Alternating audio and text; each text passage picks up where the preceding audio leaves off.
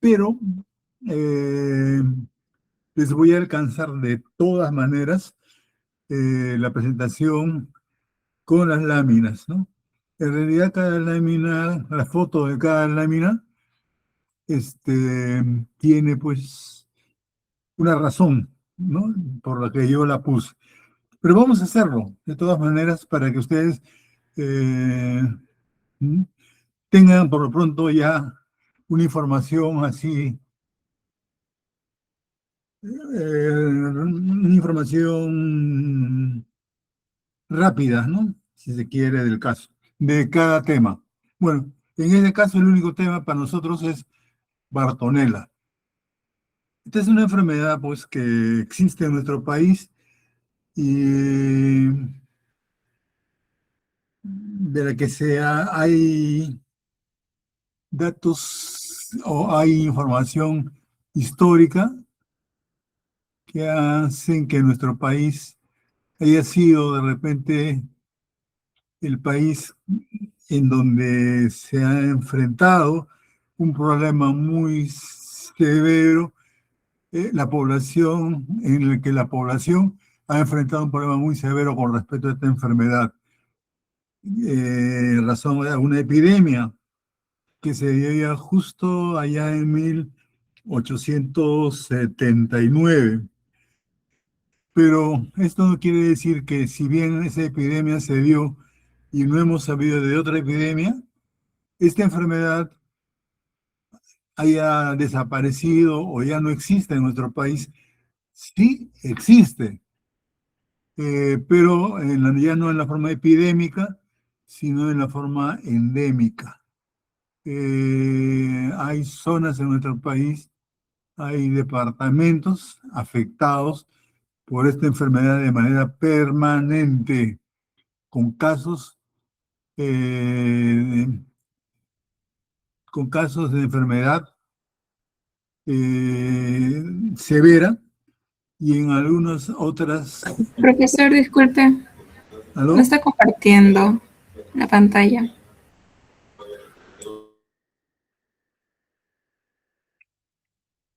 Ya están también preparándose, ¿no? Bueno, entonces decíamos de que, ya, entonces estamos hablando de que hay dos formas de esta enfermedad. Una forma epidémica que podría darse, ¿no? Dadas las características geográficas y sociales, ¿no? Que existen, y la otra es una forma endémica, ¿no? Sobre todo en poblaciones que tienen todas las condiciones ambientales, higiénicas, para que esto ocurra, sobre todo por la presencia del transmisor de esta enfermedad. Empezamos. El tema entonces que nos va a ocupar esta noche es Bartonella, ¿no? Ahora, cuando hablamos de Bartonella, hablamos pues no de una, sino de muchas Bartonellas en cuanto a géneros, ¿no? Perteneciente a un orden donde existen pues el agente de muchas enfermedades, pero dentro de ellas existe la enfermedad de la que vamos a hablar a continuación. Acá tenemos un paisaje, el sitio aparente donde esta enfermedad puede ser endémica, ¿no? En las poblaciones que viven en estos sitios, o bien donde podría también darse o registrarse una epidemia, sobre todo ahora que estamos en esa temporada. Y tenemos en la parte superior izquierda la presencia del vector, que en el caso de la Bartonella baciliforme, la transmite. Este artrópodo es un insecto y es el nombre que lleva, es el de la luxomía, ¿no? Entonces, transmisión por luxomía de la bartonellosis, la Bartonella baciliformes. La bartonela o la bartonelosis, que es el nombre de la enfermedad que se genera, es una enfermedad causada por la Bartonella bacilliforme. Entonces, en nuestro medio,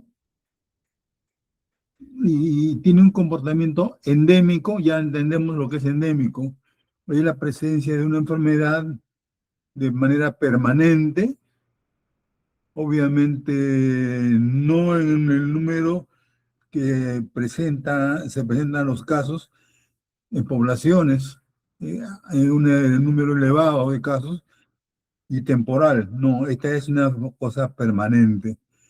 En zonas de los Andes del Perú, ¿sí? Eh, Cajamarca, Ancash, eh, entonces, por pronto, ¿no? Ecuador tiene también este problema y Colombia.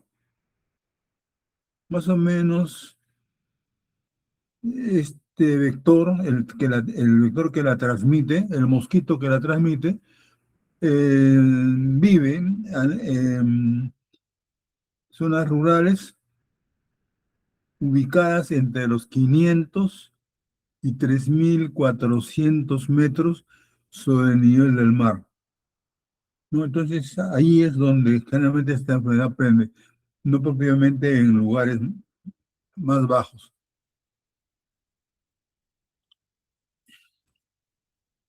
Entonces, describamos a la bacteria. La bacteria, entonces, está descrita como gram negativas,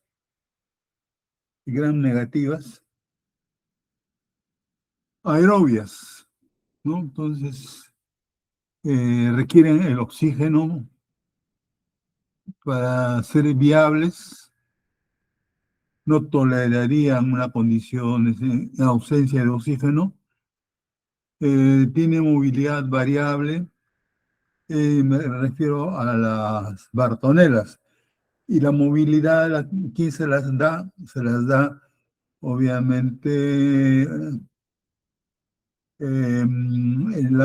los flagelos, ¿no? Los flagelos. Eh, Taxonómicamente, ha cambiado de lugar la bartonela, ¿no? Antes se le clasificaba en el orden de los rickettsiales, se le considera una riqueza más, pero posteriormente los estudios eh, basados en este gen 16S del ARN ribosomal, últimamente se tiende obviamente a definir esto en condiciones ya de características genéticas. La bacteria ya está, digamos, en otra orden, en otro grupo, que son las alfa-2 proteobacterias. Y es probable que en el futuro, si es que aparece algún otro hallazgo y diferencia, pueda ya estar en otra ubicación. Entonces, Alberto,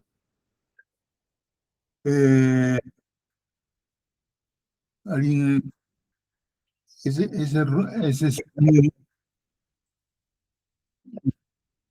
a ver, vamos a ver qué pasa con el sonido.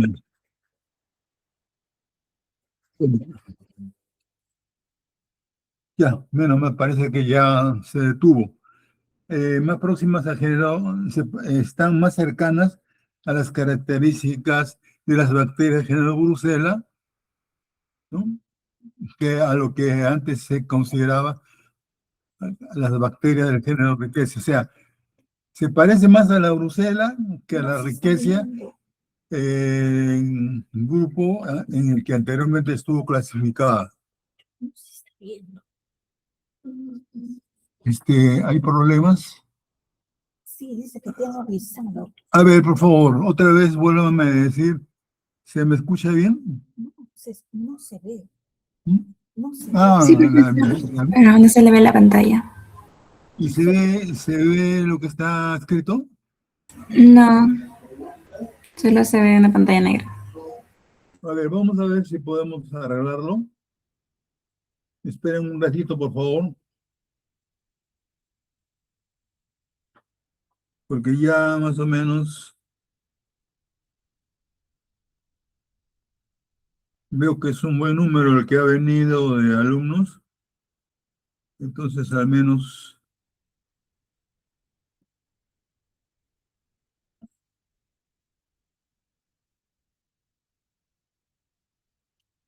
ya estamos. Parece que todos y nadie me dijo nada, ¿no? Sí, dice que me han dicho. Aquí alguien de los que está viendo la presentación. Ahora sí se ve, profesor. A ver.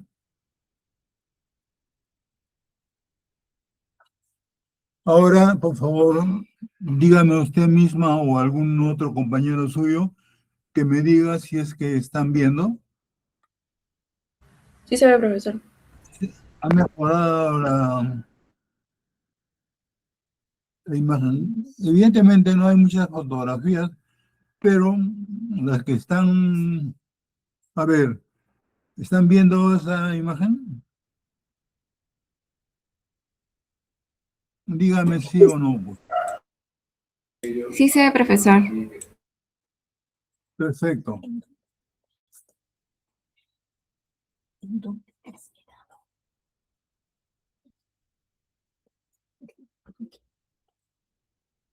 ¿Quién es? ¿En qué imagen te has quedado?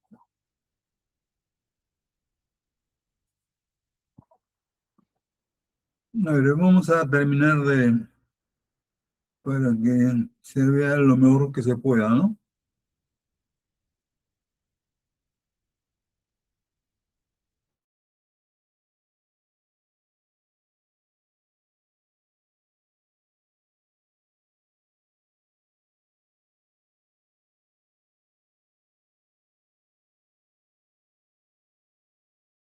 Ya, no, está en la tercera, ¿no?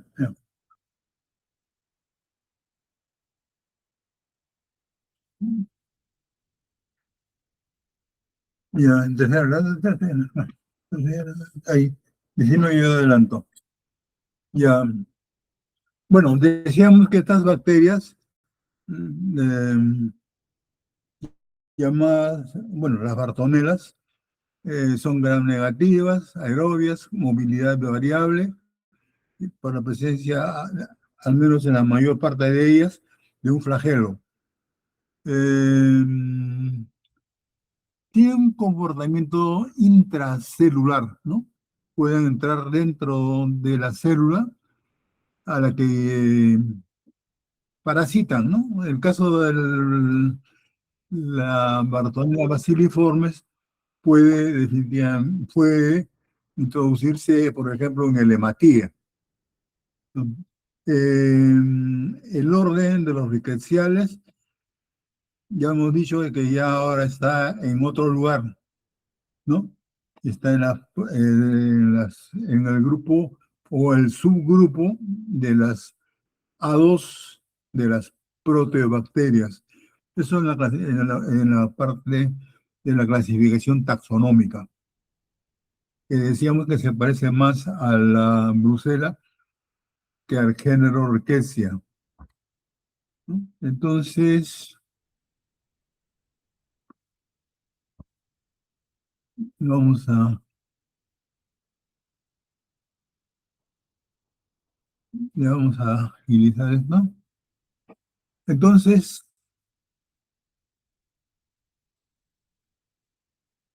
el tamaño de 1 a 1,7 micrones, milimicras, como ustedes quieran denominarla, ya sabemos que son aerobias, no fermentan la catalasa y son oxidasa negativas. O sea, no fermentan azúcares y, ojo, y son catalasa y oxidasa negativas. Estamos hablando de la bacteria. Es móvil, decíamos, porque una buena parte, la mayor cantidad de estas bacterias tienen flagelos. Y esto es lo que determina el que se muevan como si fueran un tirabuzón. La bacteria crece lentamente. Si uno, por ejemplo, trata a esta bacteria de aislarla para definir en función de un cultivo, ¿no? Tendríamos que necesitar no menos, bueno, alrededor de 6 semanas para recién dar un resultado. No es que pueda yo hacerlo ahora y tener mañana o en una semana. No, 6 semanas, ¿no? Para que esto sea posible. Eh, También necesitaba medios, es exigente en cuanto a medios que contengan hemoglobina, sangre, es uno de los componentes importantes para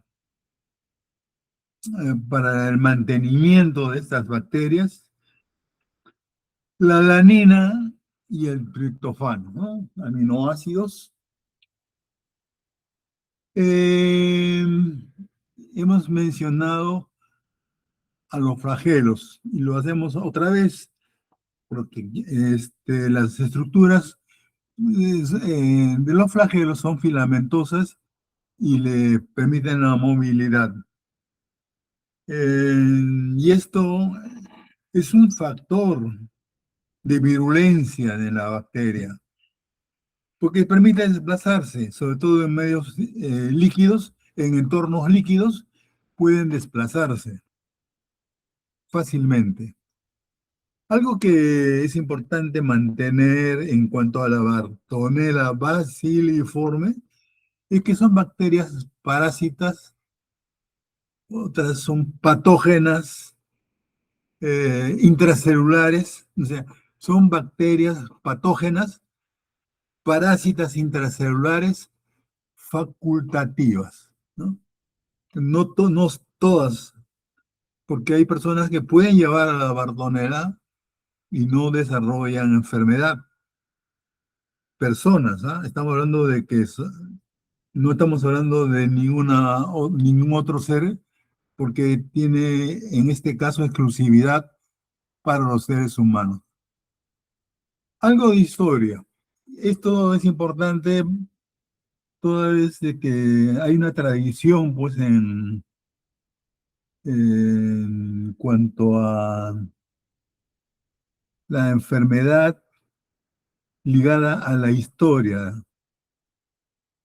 El año 1875 hubo una epidemia.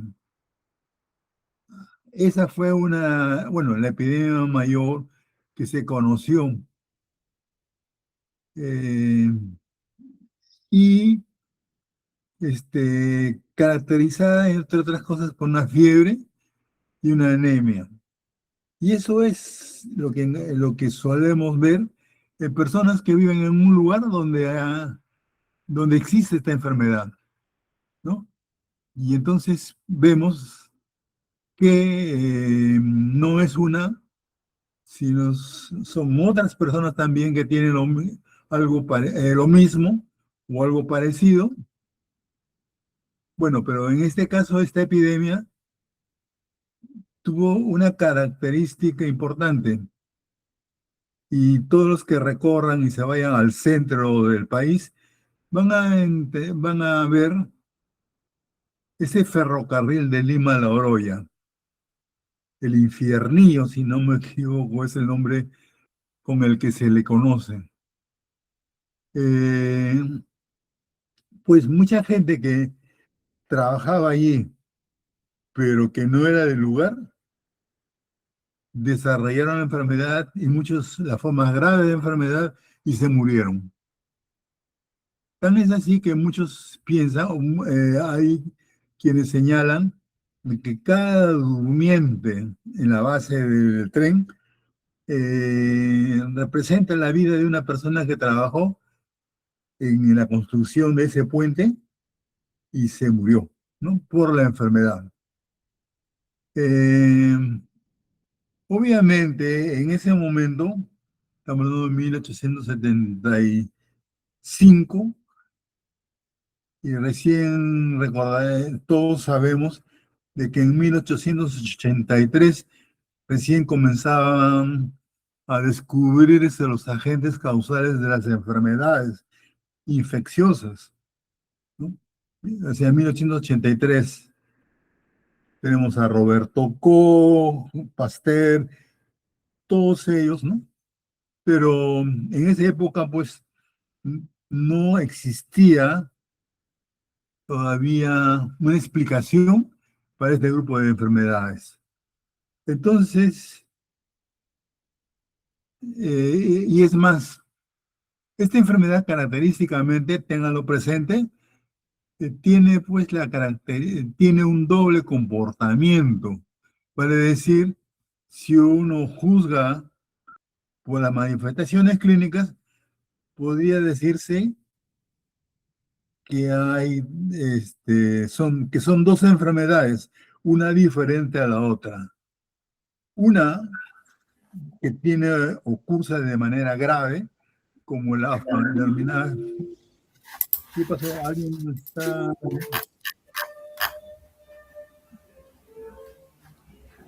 Sí, ¿alguien me va a decir algo? No sé. Bueno, a ver. La fiebre de la oroya, entonces, una enfermedad que se caracteriza entre otras por la fiebre y la anemia. O sea, vale decir, la pérdida de glóbulos rojos.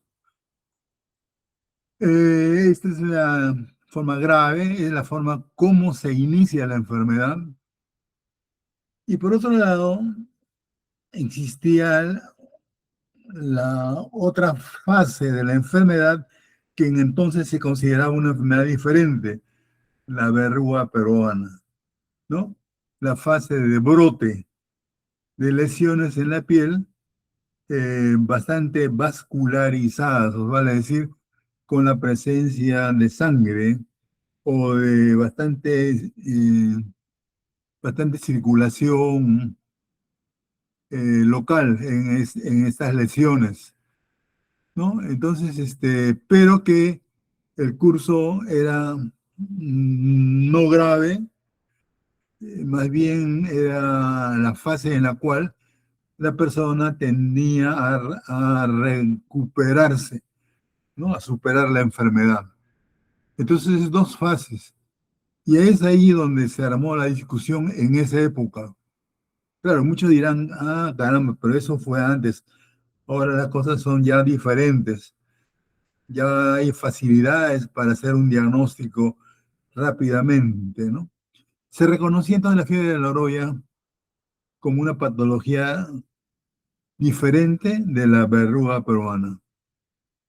Dos enfermedades aparentemente diferentes que no eran, bueno, más adelante se comprobó que era una sola enfermedad, dos fases de una sola enfermedad. Este es el famoso ferrocarril del que les hablaba, ¿no? Que va de Lima a La Oroya, ¿no? Entonces, quienes trabajaron en este puente, muchos de ellos murieron y mayormente eran gente que no era del lugar. El- Esto es explicable ahora por las condiciones inmunológicas. Estas personas no tenían protección y se exponían de un momento a otro a la causa de la enfermedad, por la picadura del mosquito que la transmite.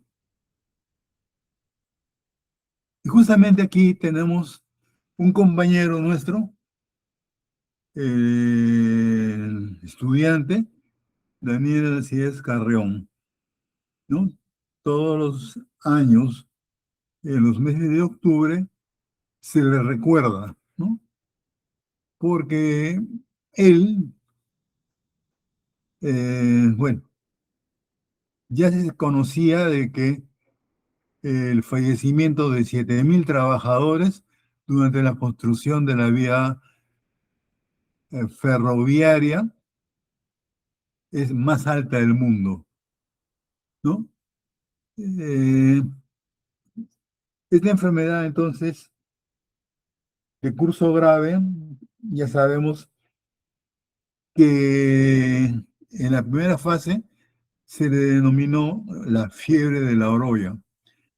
Esta epidemia generó pues un gran debate en la comunidad, ¿no? Se discutía mucho respecto a cómo si esto, eh, cómo aparecía esta enfermedad, la denominada fiebre de la orolla, y en qué medida era diferente de la verruga peruana, la otra fase de la enfermedad. El año 1885, ya Daniel Acíes Carrión, se supone que en esa época estábamos ya en plena situación de guerra con nuestros vecinos del sur, ¿no? Con Chile. Y en esa época, Daniel Acíes Carrión, estudiante de acá, de la Universidad de San Marcos, eh, tuvo pues bastantes dificultades porque, valgan verdades, los chilenos no fueron nada cordiales, sino por el contrario, ¿no? Destruyeron mucho de lo que era la universidad, la usaron como caballeriza, la usaron de muchas maneras que no correspondían a un centro de estudios, ¿no? De nivel superior. Todavía no quedan claro por qué tomó la determinación Daniela Cíes Carrión de inocularse con el material tomado a partir de una lesión en piel. Justamente lo que ya nosotros señalábamos, que era la fase ya de recuperación, la verruga, ¿no?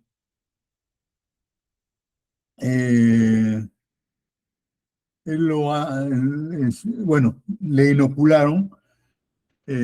Unos hablan del Hospital de Mayo, otros hablan de la clínica Maison Santé, ¿no? Pero desde ya él se inocula el material purulento sanguíneo de las verrugas. ¿Y qué pasó después? ¿Qué lo hizo? ¿No? Es un poco un gráfico donde se muestra más o menos mm, la vivencia de este estudiante, actualmente considerado el mártir de la medicina peruana. Tenemos acá a Carreón, ya al poco tiempo, a los pocos días de recibir la vacuna a la semana, desarrollan los signos de enfermedad denominada la fiebre de la orolla. Reparen en lo siguiente, ¿no? Se inocula a partir de las lesiones de la piel y desarrolla una enfermedad que compromete ya los órganos internos, fundamentalmente con una pérdida sanguínea, un cuadro anemizante, ¿no? Un cuadro anemizante. Aquí está justo, ven ustedes la jeringa. Ahí la Bartonella, que todavía no se conocía bien, vamos a ver cuándo realmente se llegó a identificar a la Bartonella. Entonces, A los 21 días, dicen, inició las manifestaciones de la enfermedad anemizante febril, denominada la fiebre de la roya, y murió un mes después. Un mes después muere Carreón. Y aquí está justamente una publicación, un edicto, o es una nota, ¿no? En la cual dan cuenta de la muerte de este estudiante, ¿no? El señor Daniel Asías Carrión, practicante de medicina, se encontraba gravemente enfermo a causa de haberse acometido la terrible fiebre de la oroya. Y con dolor, pues, comunican que murió. Ujú. Bueno, pero muerto Carrión, queda alguien siempre, ¿no? Hay quienes realmente reciben esta información y en quienes causa esto un impacto y queda pues en el futuro, queda un poco el compromiso de continuar el trabajo de él. Y esto es justamente lo que podríamos decir de Alberto Barton, médico, y al impactar en la conciencia médica nacional, en la búsqueda de la verruga peruana, ¿no? O sea, en la causa, el origen de la verruga peruana, fue pues una tarea, ¿no? De poder, para algunos, y en este caso fue pues don Alberto Barton. Entonces, Alberto Barton Thompson, el año de 1900, ¿no? Él es estudiante de medicina, presenta su tesis, ya Carreón murió, por cierto, y él presenta su tesis de medicina. Él,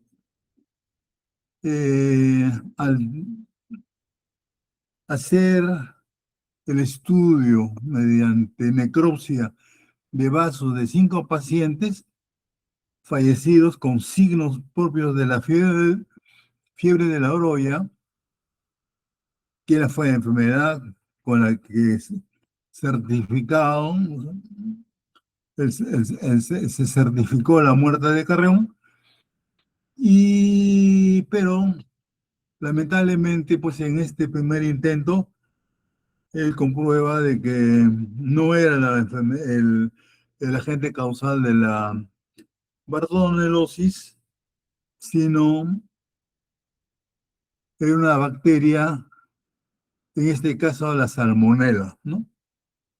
Entonces sí hay mucho de superposición en la cual una enfermedad se parece a otra, ¿no? Y aquí, pues, el año 5, él hace un posgrado, se va hasta Londres. En esa época Londres era un foco de atracción para estos asuntos, digamos, de la ciencia médica. Dedicó a estudiar la verruga peruana en un laboratorio del Hospital de Guadalupe del Callao. Ustedes van a ir al Callao, van a buscar este hospital, no lo van a encontrar porque ya hace tiempo fue demolido. Pero la foto de ese hospital donde trabajó Alberto Barton y encontró lo que encontró después, o sea, desarrollando estos estudios de extendidos de sangre periférica. O sea, acá ya comenzamos con la parte de laboratorio, ¿no? De 2 de sus pacientes, ¿no? Le llamó la atención que los glóbulos rojos de estos pacientes, unas estructuras que él vio ¿no? A la microscopía. Yo no sé si había ya llegado al microscopio, porque muchas de estas cosas fueron novedad entonces y semejaban a bacilos, ¿no? Entonces él ya este, vio estas estructuras que eran pues bacilares, ¿no? El 5 de octubre de 1905, escuchen bien, dio a conocer estos hallazgos en forma preliminar. Todo un acontecimiento. En 1909, un trabajo publicado en la Crónica Médica, una publicación, reportó el hallazgo de estos elementos a los que, al no tener todavía un nombre, se le denominó elementos endoglobulares o elementos X. Entonces, obviamente no se llamaba todavía Bartonella, pero ya tenían esa denominación. No se sabía realmente qué eran, ¿no? Entonces, estos elementos endoglobulares fue motivo de una discusión tras otra, ¿no? ¿Qué pasaba? ¿Qué decían los científicos de entonces? Unos decían que se trataba de protozoarios, ¿no? Otra estructura pequeña, microscópica, pero ya son células, ¿no? Y otros creyeron que eran productos de la degeneración celular. Ellos se resistían a admitir de que eso fuera o correspondiera a microorganismos, llámense protozoos, llámense bacterias, ¿no? Entonces, ellos asumieron de que era un producto de degeneración celular. Miren, ya Carrión no estaba, pero su aporte dio pie a sospechar de que definitivamente, pues, era una enfermedad contagiosa, ¿no? La Universidad de Harvard, ¿no? Allá en Estados Unidos, tomó en cuenta esto y se interesó por los estudios. Y el año 1913, ya estamos ya un poco más cercanos estamos un poco más cercanos en cuanto a tiempo, envió pues a un grupo de investigadores. Ya es allí donde el doctor Richard Strong era el que dirigía ese grupo. Entonces, definitivamente, ellos le dieron la razón a Alberto Barton. Recién un extranjero tuvo que darle la razón para que la gente asumiera de que así era.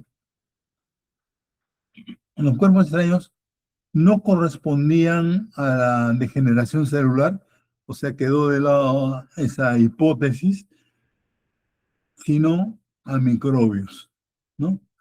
Entonces ya está ya claro de que eran microbios.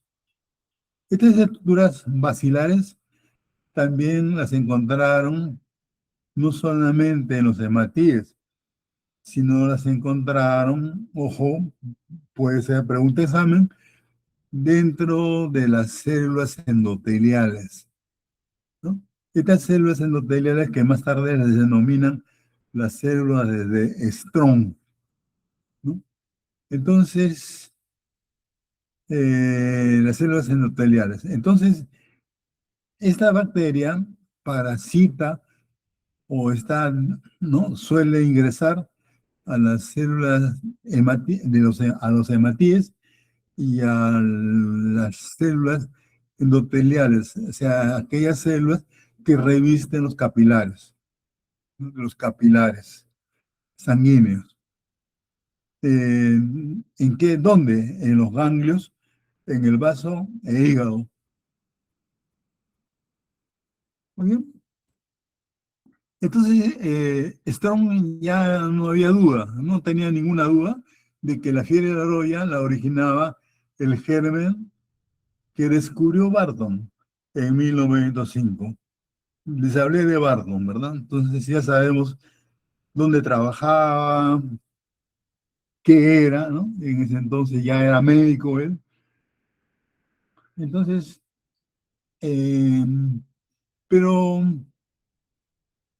algo que marca una equivocación en Strong era que, bueno, ¿y por qué entonces las verrugas? ¿No? ¿Y por qué las verrugas? ¿Era acaso la enfermedad de Carrión o la enfermedad, la bartonelosis, la bartonela la que producía esas lesiones?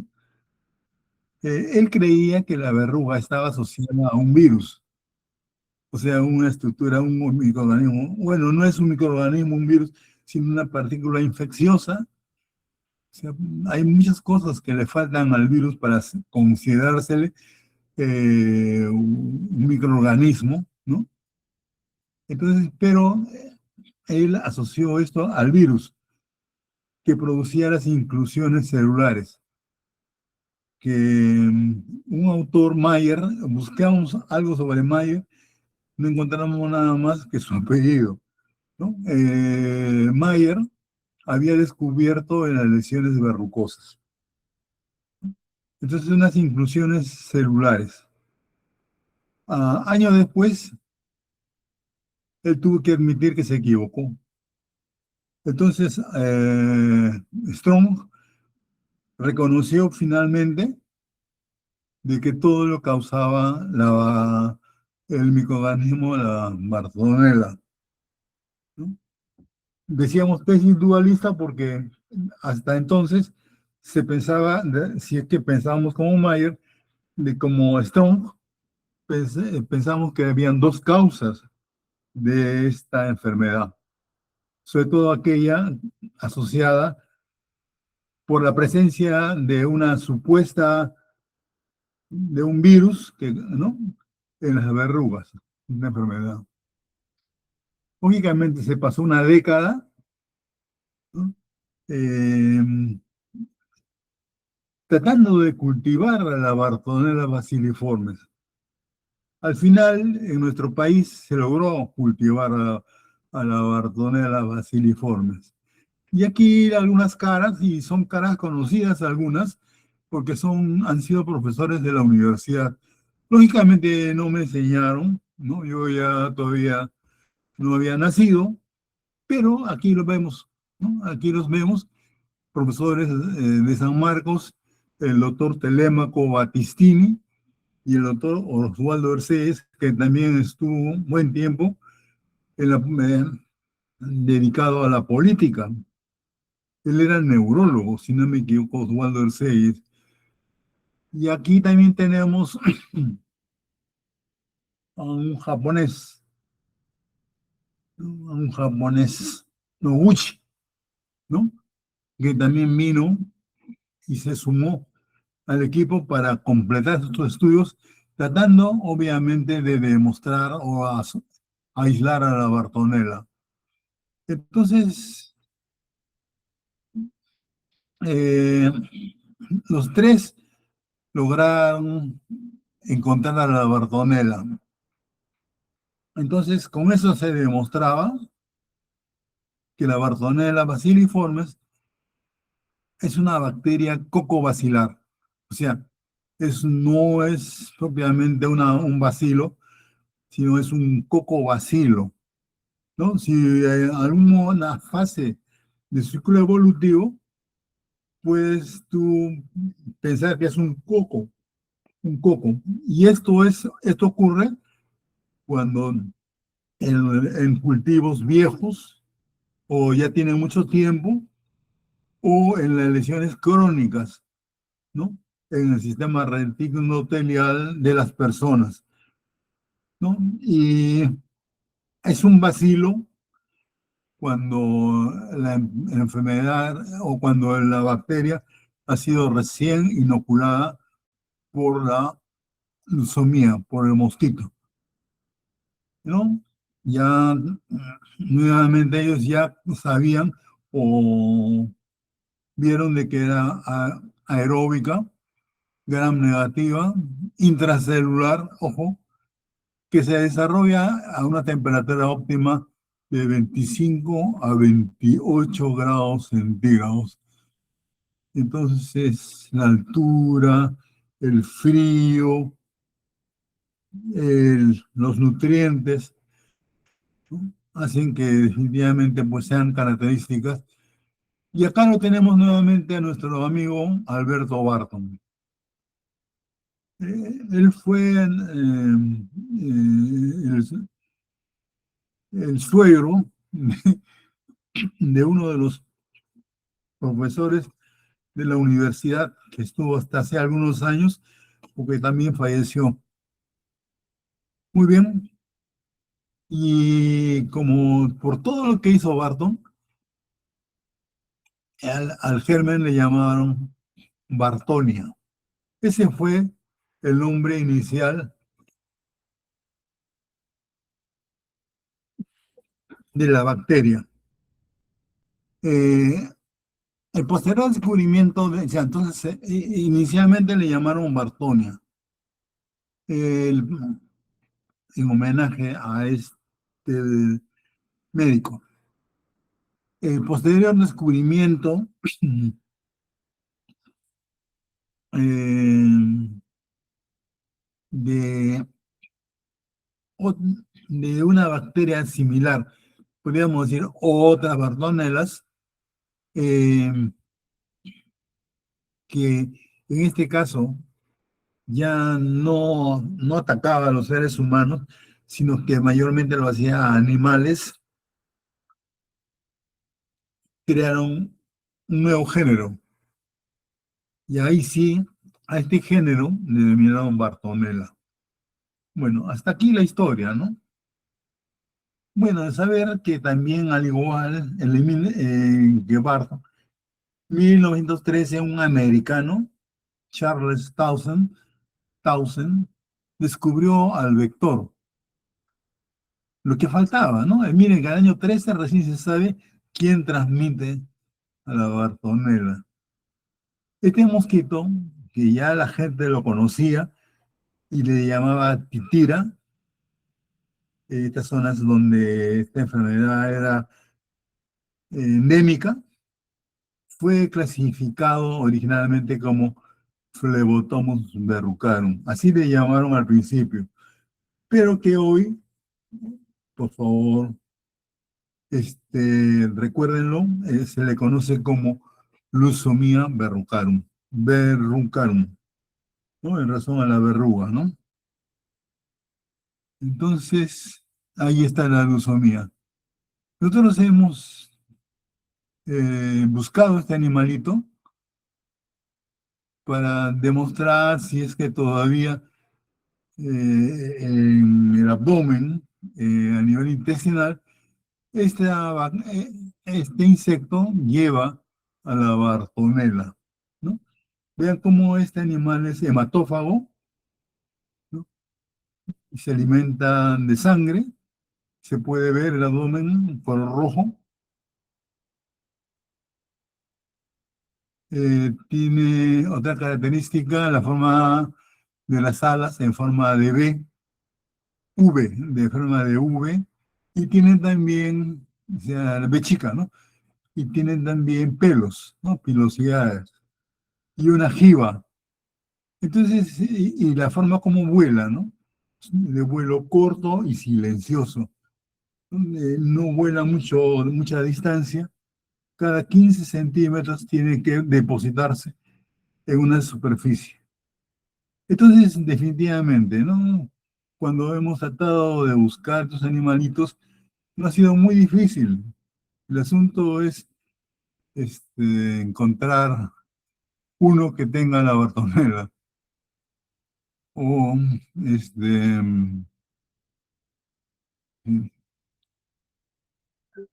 el año 93. Miren, escuchen bien esa parte. no se hablaba más que de la Bartonella como el único representante. Era la única especie de este género Bartonella. O sea, no ha habido antes, o sea, no había, antes no se hablaban de otras Bartonelas que no sean obviamente la Bartonella basiliforme. Este género forma parte de la familia Bardon, había una familia Bartonelaceae, que junto con la familia Rickettsiae y la otra familia, la Anaplasmataceae, conformaban el orden de las riquezas. Entonces, aquí la Bartonella era un riquecial, era una riqueza más, ¿no? Estaba dentro de este grupo de insectos. Es muy importante, sobre todo para los que hacen entomología y quieren juzgar si la enfermedad podía darse en cualquier momento, sea a manera de epidemia o sea también con casos endémicos. Las bacterias género Bartonella son responsables de un amplio grupo de enfermedades infecciosas, unas que están apareciendo y otras que si ya habían sido reducidas, están volviendo a aparecer. Esta denominación emergentes, las enfermedades que están apareciendo en los últimos años, 20 años dicen, y otras reemergentes, aquellas que si bien ya estaban controladas, han vuelto a salir nuevamente. Y entonces las manifestaciones clínicas varían en dependencia de la especie de Bartonella. O sea, la Bartonella, como ya hemos mencionado, que desde el año 93 han aparecido o están incluidas dentro de esta familia, dentro de esta orden, las Bartonelas, pues las enfermedades, muchas tienen obviamente un comportamiento propio, diferente de la Bartonella basiliforme. Situación inmunológica, y lógicamente eso también varía en quienes se presentan en las formas graves o las formas no graves, que son de acuerdo a la situación inmunológica del paciente. Entonces, se sabe entonces que la Bartonella era una sola hasta el 93, o sea, se consideraba así, ¿no? Ya lo demás ya lo dijimos.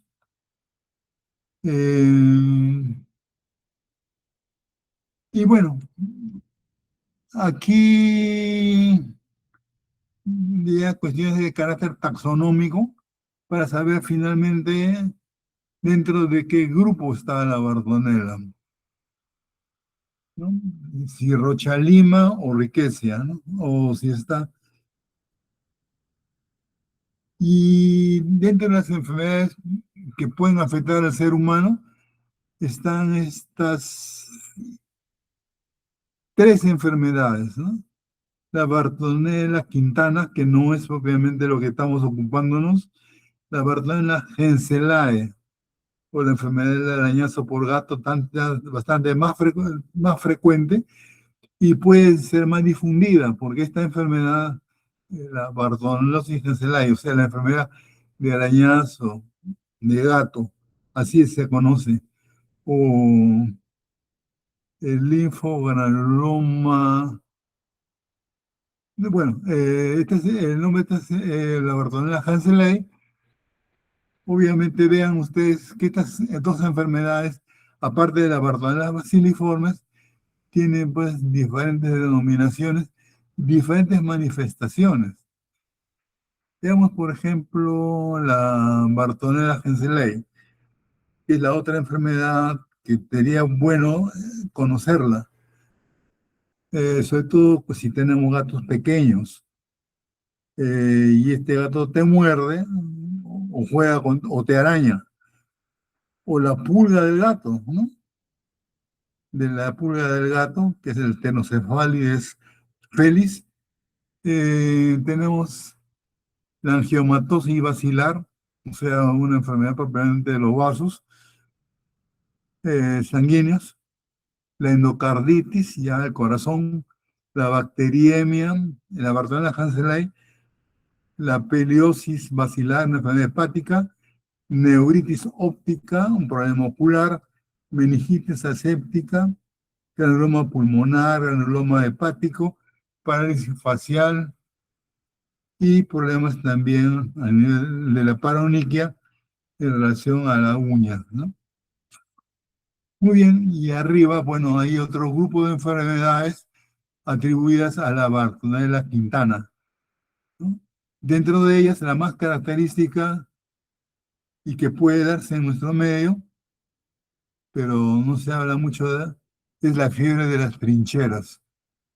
La endocarditis es otra enfermedad grave, severa, alteraciones neurológicas.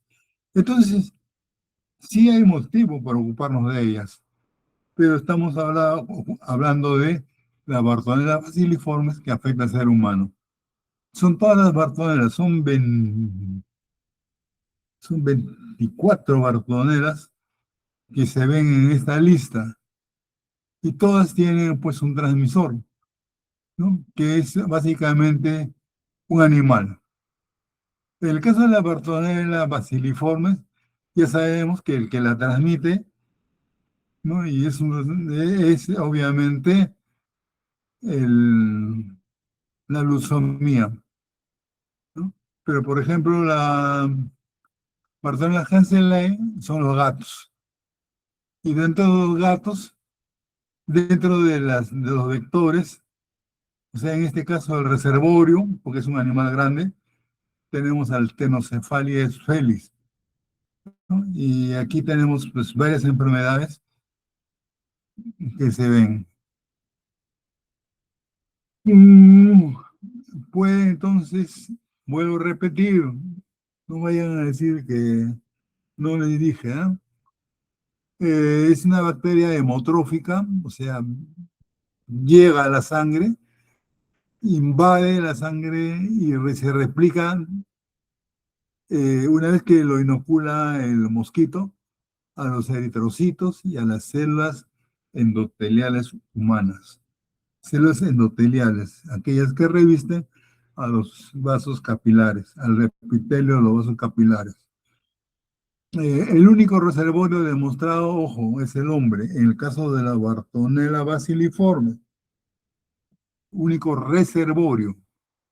Si bien hay un transmisor, es circunstancia, pero básicamente es el reservorio es el hombre, ¿no? Puede mantener al parásito sin presentar sintomatología y a partir del cual el mosquito se infecta. Ya sabemos que se transmite por la picadura de un vector, la leucemia.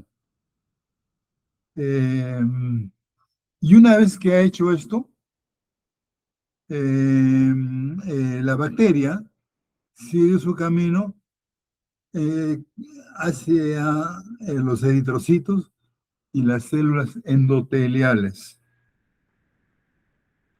Bueno, acá sí hay un poco más de ilustraciones. Para que se produzca la infección de los hematíes, tendríamos que hacer un seguimiento de la bacteria. La bacteria se adhiere a los eritrocitos, a la membrana del eritrocito. Estamos viendo ahí, ¿no? Se adhiere. Y muchas bacterias y muchos agentes infecciosos, antes de invadir, se adhieren. Es el primer paso, ojo. Y está mediado por proteínas de la superficie bacteriana. O sea, la composición superficie bacteriana ayuda por la presencia de proteínas. ¿Qué pasa después? La bacteria genera una sustancia que es la denominada, atención, pregunta, la deformina. ¿Qué cosa es la deformina, deformación? Es una pequeña molécula extracelular, ¿no? Hidrófoba no se combina con el agua, con afinidad para la albúmina de 67 kilodaltons, es el peso que se conoce, y produce invaginaciones. ¿Ven ustedes estos huecos que estamos viendo? Bueno, esos huecos son invaginaciones que le abren camino, así como la cochera que se abre para que entre un carro en un edificio. Aquí son invaginaciones, hoyos y trincheras en la membrana del eritrocito, ¿no? Y ahí está ingresando. Ello favorece la colonización como la entrada a la célula. O sea que una vez que están allí, las bacterias se están colonizando, todavía no invaden. A través de esas hendiduras ingresa la bacteria. Se sabe que es sensible al calor a 70, 80 grados. Y también las proteinasas, las proteasas, también la inactivan. Ya hablamos del mosquito hematófago, tiene 2 a 3 milímetros. Sabemos que ¿no? 500 a 3.200 metros sobre el nivel del mar. O sea que esto se supone de que si uno va a estos lugares, tiene ese riesgo, ¿no? Y en nuestro país hay pues muchos territorios que están a esa altura y más, ¿no? Hasta 4.000 metros, si no me equivoco. Intentaremos entonces, a ver, interandinos, ¿no? Mayormente el área interandina, intra o peridomiciliario. Este peridomiciliario se refiere al hecho de que el animal, aunque ustedes no lo quieran, el animal sí quiere vivir con ustedes y está alrededor del domicilio. Y mayormente es atraído por la luz, ¿no? Entonces, justamente cuando nosotros queremos capturarlos, usamos una lámpara y usamos una trampa. La trampa puede ser una lámina impregnada de aceite, al cual se pega el animalito, ya que su vuelo no le permite ir distancias largas, o también puede ser un cebo animal. El animal puede buscar, el mosquito puede buscar la sangre de estos animales, o puede también ser el cebo humano, vale decir, uno mismo se expone y deja que el mosquito te pique para que saque sangre y tú, de acuerdo a lo observado, pues tú proceder con la captura de este mosquito. Definitivamente hay 2 especies que pueden, en el Perú son importantes, de mosquitos. La Luxomia verrucarum, esta que transmite, y la Luxomia peruensis, ¿no? La Luxomia peruensis. Las células endoteliales, ya hemos dicho que estas células endoteliales se les denomina las células de Strong, cuando estas, al ser infectadas o permitir el ingreso de la bartonela, eh, participan activamente en el proceso de invasión e internalización de la bacteria, donde dentro de lo cual se produce dentro de esa estructura una reconfiguración interna de la célula, de su citoesqueleto, eh, por lo cual, al dañar estas células, se propicia, escuchen bien por favor, no se me duerman, proceso similar a una fagocitosis. ¿Cómo es eso? A ver, este proceso que tiene ya, que ha sido controlado, ya es controlado en algún lugar, son proteínas que controlan esto, con señales. Tiene pues un componente que se llama el LRHO, que si está, facilita el ingreso de la Bartonella bacilliformis, o sea, el ingreso, ¿no? Facilita, regula el ingreso. Este proceso, entonces, de ingreso, de internalización a la célula, en este caso la hematíe o la célula endotelial, es controlado por proteínas de señalización intracelulares, ¿no? Entonces, ahí están esos reguladores, de los cuales destaca la activación del RHO, que es importantísimo para que se internalice la Bartonella a la célula. Entonces, repaso. El mecanismo, entonces, que es importante, porque cómo llega entonces finalmente, ya hemos visto que el mosquito pica la célula, la bacteria se dirige hacia determinadas células y ahora pues, ¿cómo entra, no? ¿Cómo entra? Entonces, hay 4 etapas a las que hay que considerar. Lo primero es que la bacteria no consume energía del eritrocito, no, para nada. Y se resume en los siguientes pasos. Hemos mencionado la adhesión. La bacteria, entonces, Bartonella bacilliformes, se une a la superficie del eritrocito. Y es allí los flagelos desempeñan un papel crucial al permitir la movilidad y la unión inicial. Ya vemos ahora sí cómo los flagelos juegan un rol importante en la invasión. 2, la deformación. También hemos ya mencionado, esta deformación se deforma la célula, la bacteria. No, la bacteria, la presencia de la bacteria produce una deformidad de la membrana celular. Esa proteína es la deformina. Esa deformina es la que causa una invaginación y deformación de la membrana, facilitando el alojamiento de la bacteria.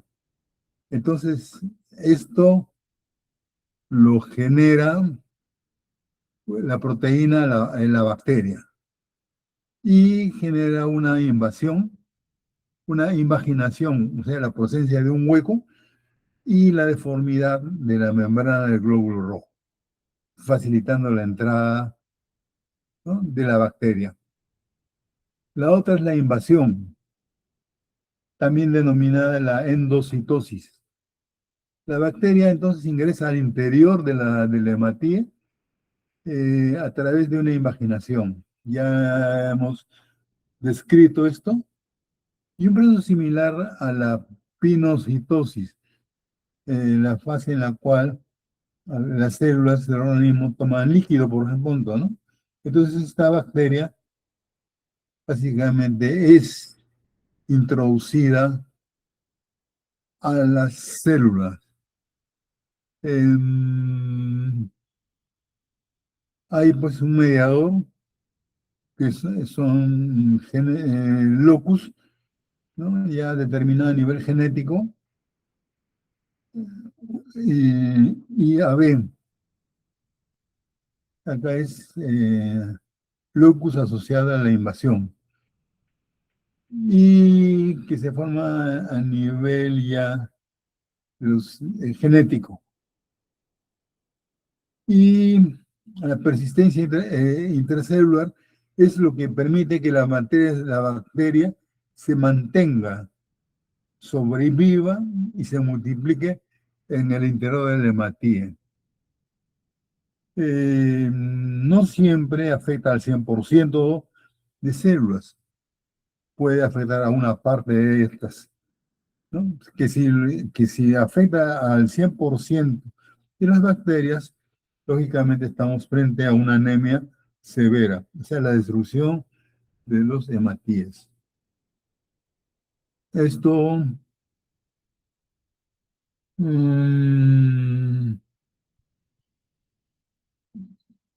básicamente la rotura del hematía y por otro lado también la actividad de los fagocitos, ¿no?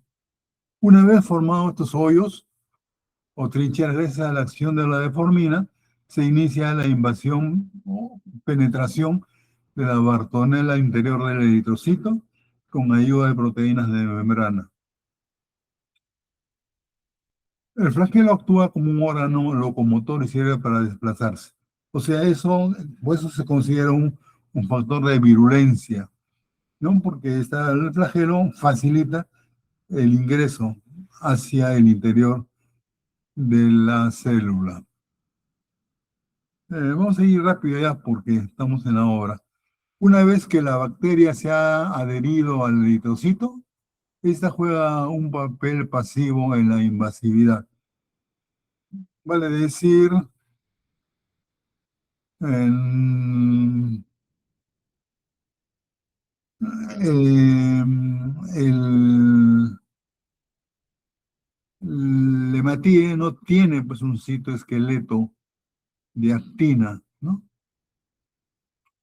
Entonces, el eritrocito es lábil, fácilmente invasible.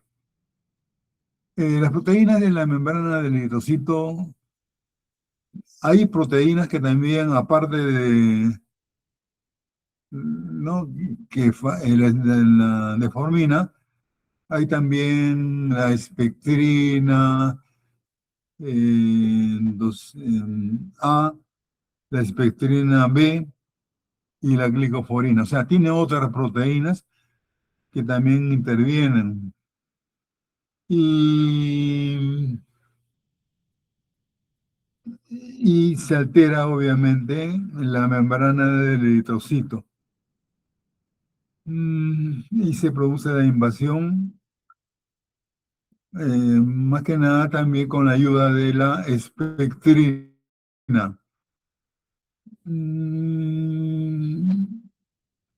El sistema retículo-endotelial, como le decía hace un rato, produce una intensa eritrofagocitosis, donde los macrófagos y las células histiocíticas, que también actúan como macrófagos,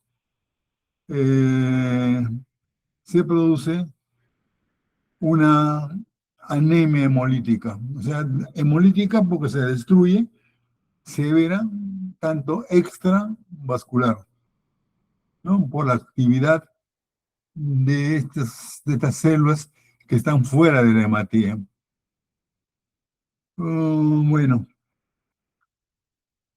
ya mejor acá pasamos. Aquí estamos justamente ya en esta estructura que es, pues obviamente la deformina, que hace ese hoyo por donde está entrando esta bacteria. Es un canal, ¿no?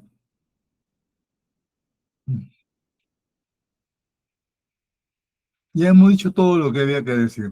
Creo que ya lo demás viene ahora la parte de laboratorio y terminamos.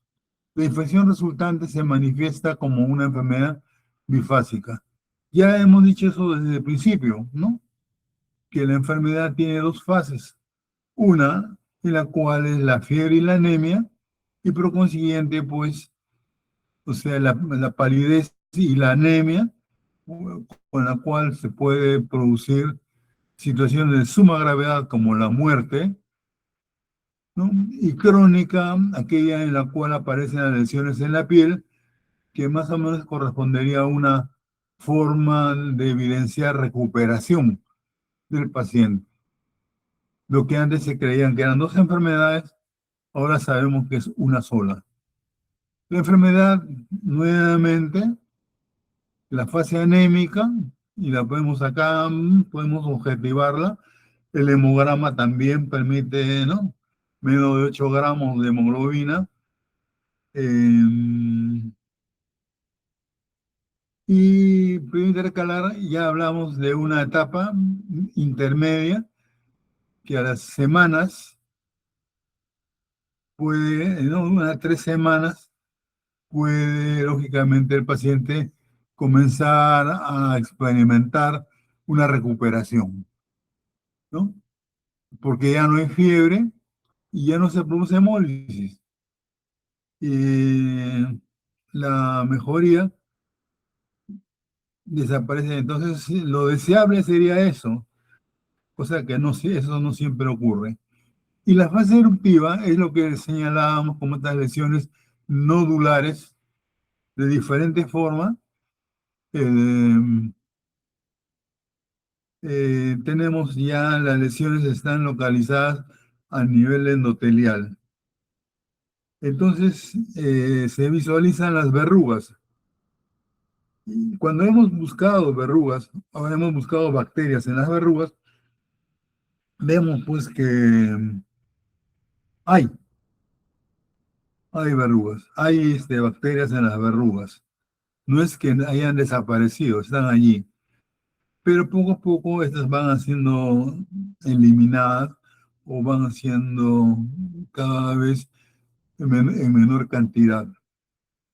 La inmunofluorescencia puede ser un elemento para comprobar dentro de estas lesiones con una sensibilidad del 82% y una especificidad del 92%. O sea, la posibilidad de comprobar comprobar la presencia de Bartonella, 82%, y la posibilidad de no equivocarnos y confundir otra estructura que no sea la Bartonella, o sea, pues la certeza, el 92%. Eso es sensibilidad y también es especificidad. Pero entonces, cuando hablamos de esas lesiones en piel, estamos en la fase histioide. Se encuentran Bartonelas. Ya, hemos terminado. Uf. Vean, si tratamos de hacer el diagnóstico, hay 4 formas que, con las cuales se puede hacer el diagnóstico de la bartonelosis. Ya hemos dicho de que la tinción, las tinciones, el uso de colorantes. La tinción de Gram, todos sabemos y hemos hecho esta tinción y lo van a seguir haciendo en adelante. Pero en el caso de Bartonella no es recomendable porque tiñe muy mal a la Bartonella. Entonces, tan es así que podemos decir que no tiene cuando realmente hay Bartonella, ¿no? O mostrar escasos bacilos, prefiriéndose otras coloraciones. Creo que hasta donde se conozca, una de las más recomendables es la tinción argéntica, o sea, usa plata para visualizarlas mejor. Esta tinción es la que corrientemente se utiliza, ¿no? Está dentro del grupo de esos de colorantes que están hoy propuestas por Romanowski, ¿no? Es un solo colorante, tiene obviamente dos colorantes, o sea, hay dos colorantes. Una, que los glóbulos rojos, por ejemplo, infectados, eh, es lo que se ve. También se ven cocos y bacilos, ¿no? Dependiendo obviamente de la antigüedad, del tiempo que ha transcurrido desde que se ha obtenido la muestra debe ser fijada con metano antes del proceso de tinción. Para esto la lámina es introducida en metano, en metanol, y posteriormente ya una vez que está seca, ¿no? Eh, proceder con la lectura. Por suerte esta se seca sola, ¿no? Eh, es una técnica rápida y fácil de poderla procesar y que el material está en los laboratorios. La técnica de IEMSA probablemente sea la técnica que más se usa para ver, en este caso, un frotis de sangre. Ojo, también hay que tomar en cuenta eso. Pero tenemos otra coloración y que mayormente la utilizan para tejidos, ¿no? Para ver si es que la Bartonella llegó a algún órgano. La coloración de Worthing Starry. Es una tinción argéntica porque usa plata. Plata, sí, el metal, ¿no? Que permite que las bacterias se visualicen como estructuras negras. Ahí estamos viendo esas estructuras negras. Son las bacterias o de color marrón en los cortes histológicos. Y el fondo amarillo ya es contraste. Con esta tinción las bacterias de Bartonella, tanto la Bartonella basiliforme y otras Bartonellas, se tiñen de color marrón oscuro o negro. El tejido circundante, el fondo que decimos, se tiñe de color dorado, claro o amarillo. Esto en tejidos. Ojo, ¿no? La coloración en tejidos, Worthing-Starry, y es una prueba mucho más confiable. Tenemos también, bueno, la coloración de matoxina y eosina, que ustedes ya la han visto en otros cursos para estructuras en los tejidos. Bueno, también se puede ver acá, ¿no? Para tejidos. Tenemos los errores más frecuentemente dados con el uso de frotices, son la confusión con formas cocoides, punteado basófilo o precipitado del colorante. Eso es muy frecuente, los precipitados, que se confunden con parásitos o con bacterias y células de Heinz o reticulocitos. Es un error. También puede ser obstaculizada en el caso de extendidos gruesos. Si uno no pone un extendido apropiado o lo hace muy grueso, lo que se pretende es una lámina, ¿no?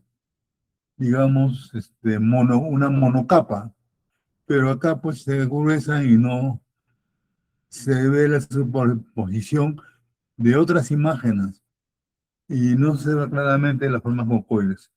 O sea, hay dificultad. Eh, Acá, cuando hay dudas, usamos la coloración de naranja de acridina. La foto estaba, pero ya no está. Vamos a tener que poner en la presentación que le vamos a alcanzar. Para los cultivos. Eso también es importante que lo tengan presente. Ya estamos por terminar.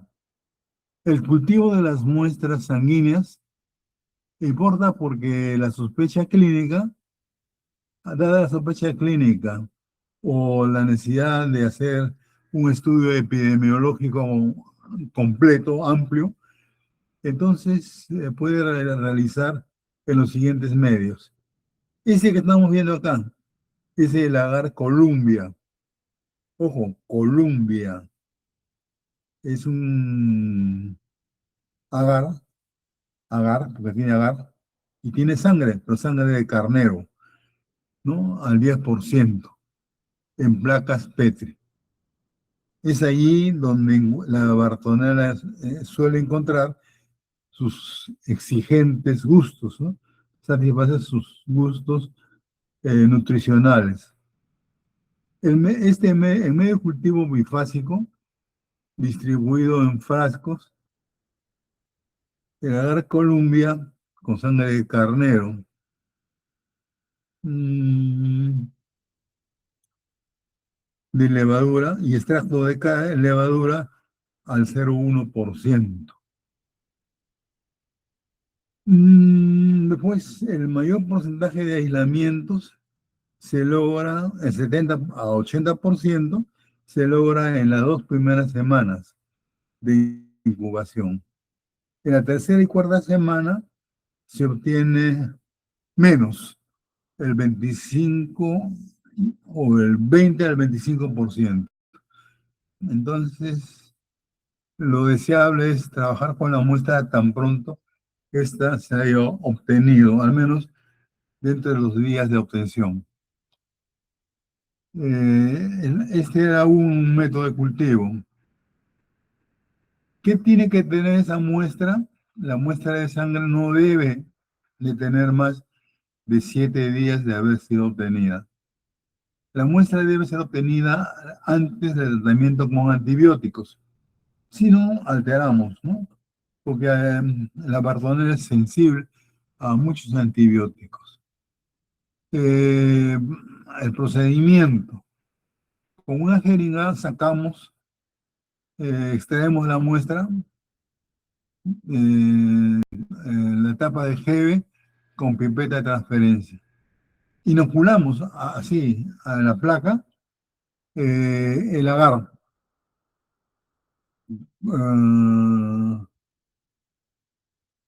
Dejando que la sangre fluya sobre la superficie del medio, luego cerrar la placa.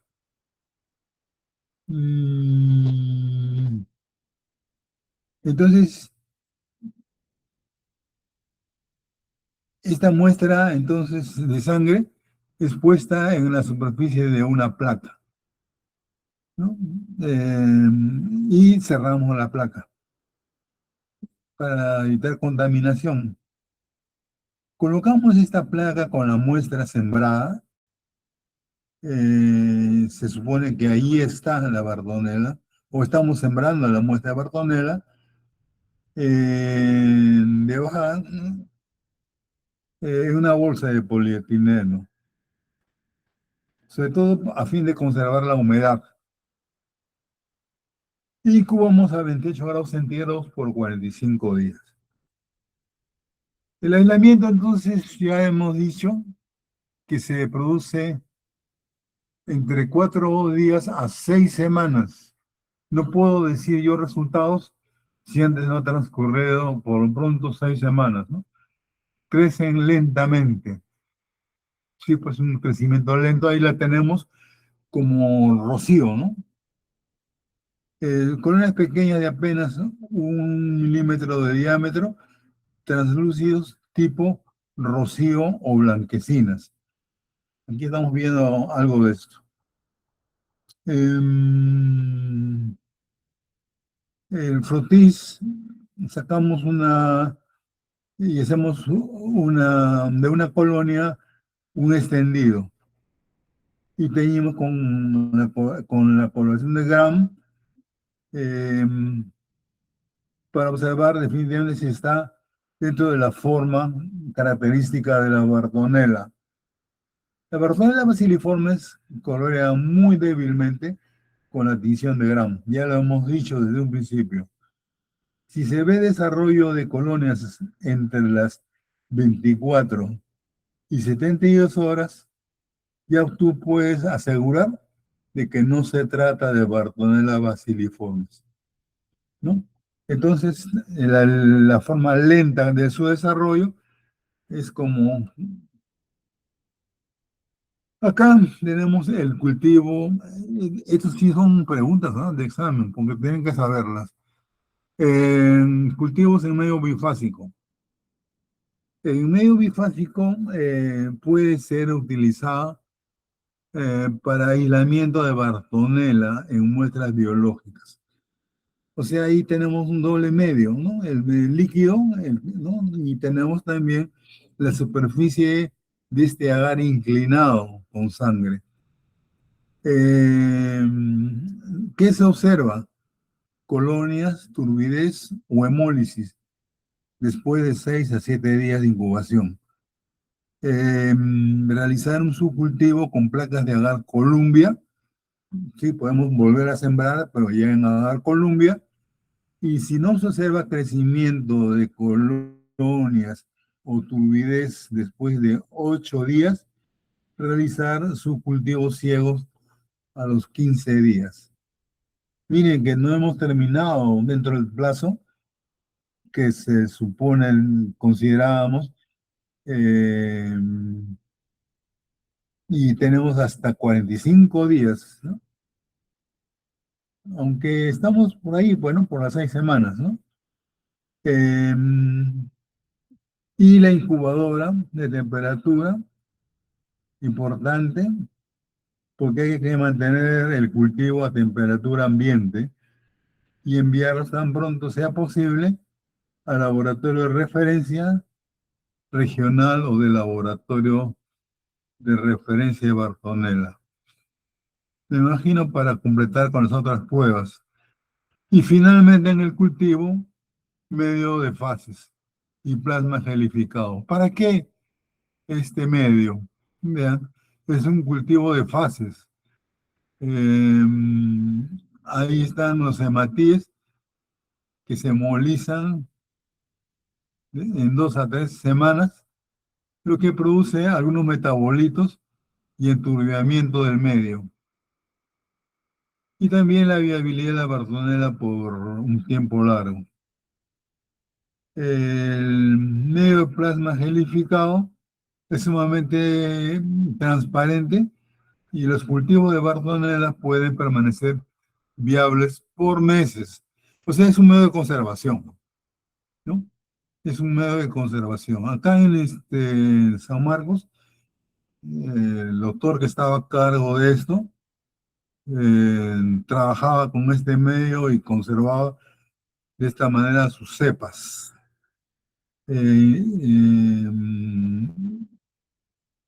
Bueno, entonces, conservación de cepas. Entonces, los aislamientos que tengan características compatibles con Bartonella deben ser almacenados. Y el procedimiento en placa, entonces, bueno, con una sala de siembra las colonias se cosechan inocularlas en crioviales con medio infusión cerebro-corazón con glicerol. Bueno, esto ya estamos entrando ya en otro orden de estudios. Y si el cultivo es medio bifásico, coger con una pipeta estéril la fase líquida. Entonces, si la placa es sólida, de una manera, y si es bifásico, la parte líquida. Y deben de guardarse las cepas por más de -20 a -70 grados centígrados. Y estamos entrando ya en una cosa más complicada. Los serológicos, no voy a extenderme mucho en esto. Decirles de que la serología son importantes. Pero de todas las pruebas, las que quedan finalmente como pruebas mayor confiables y las de mayor uso es la inmunofluorescencia indirecta, la misma que se utiliza también para otras bartoneras, como la bartonela Hanseley, la del arañazo de gato, y el enzimo inmunoensayo, o sea, la técnica de Lisa. Entonces, la técnica de Lisa es simple y hasta puede automatizarse, pero esto altera su sensibilidad. Y la prueba de inmunofluorescencia es más utilizada por la mejor sensibilidad. La sensibilidad, la prueba de inmunofluorescencia va de 84 a 95% de sensibilidad. Y una especificidad, si sale positiva, del 94 al 98%. Entonces la prueba de inmunofluorescencia indirecta, la prueba de inmunofluorescencia, ahí donde hay una fluorescencia, es la técnica de referencia para los métodos serológicos.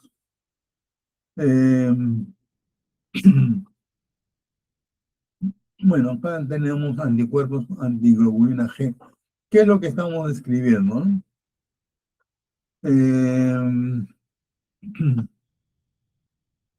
Otras bartonelas también se estudian de esta manera. La bartonela Hanseley, que es y la bartonela Quintana. Para el diagnóstico de la bartonela Hanseley, aquella que se produce por la mordedura o arañazo de gato, más o menos la inmunofluorescencia indirecta es la prueba más frecuentemente usada y mayormente confiable. La detección de inmunoglobulina G y los valores importantes porque se consideran positivos, los títulos por encima de 1 en 64.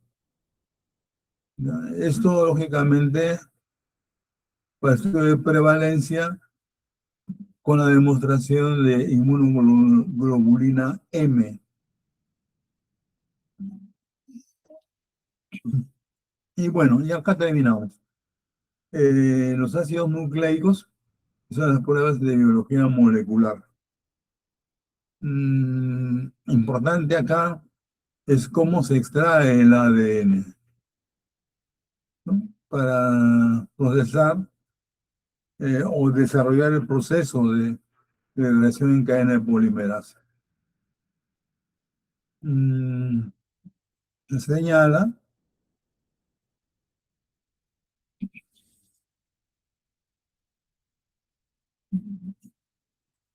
eh,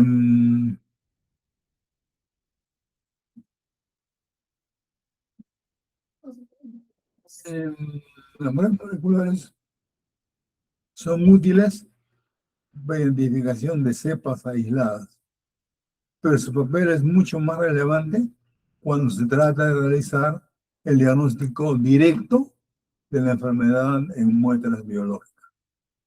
O sea, trabajar con la muestra de manera directa, ya no propiamente, aun cuando se podría aplicar en biopsias o tejidos sólidos, ¿no? ¿Por qué? Porque tienen baja sensibilidad por la cantidad de bacterias en las muestras biológicas, ¿no? Es escasa en el material biológico. Bien, creo que ella, el diagnóstico anatomo patológico, ya esto corresponde al patólogo, pero lo notorio y lo destacable acá, que en estas verrucomas, que son las lesiones que estamos viendo, de tamaño variable, son nódulos. En este caso, eh, le denominan milias. Tenemos acá entonces de que se visualizan, se visualizan vasos sanguíneos. No es la verruga que corrientemente señalamos como tal, donde las lesiones presentan otras características, como por ejemplo la hiperkeratosis, el aumento de células epiteliales. No, acá son vasos. Y más aún todavía si es que es Bartonella, que una vez superada la enfermedad y progresivamente, estas lesiones desaparecen, aun cuando hayan sido de un tamaño considerable. Entonces, esta se ve mayormente en la fase, pues, histioide, la fase tisular, ¿no? Eh, y la recomendación es tomarse en condiciones asépticas. Bueno, ya creo que